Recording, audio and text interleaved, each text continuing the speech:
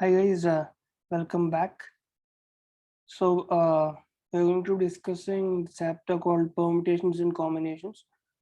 So this is a basic intro video of what the portion will be and how the lectures will be and some basic info about probability and also permutation combinations is a prerequisite for a chapter called probability, which we'll be discussing next. So before jumping into probability, it will be handy if you had the idea of what the permutations and combinations were. So similarly, this series also will include videos which will have some theory part, which may be with maybe an example or two. Okay, and then the next lecture will be all the questions relating to that theory part. So I'll try to continue it like this.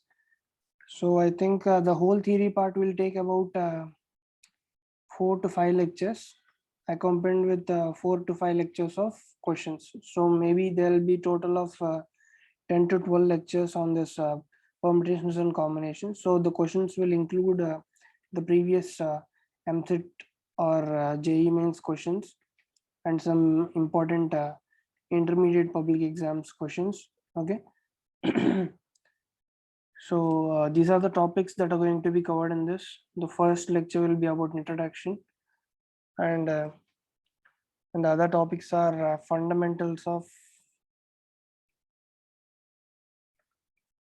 counting. Okay, and linear and circular permutations.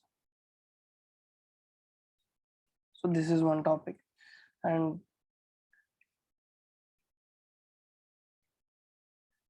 permutations, both linear and circular, will be explained more thoroughly. Both the cases when repetition is allowed and not allowed. Okay, repetition is allowed and not allowed. And after that, we'll go to circular permutation. Okay, and then we'll go to permutations with constraints.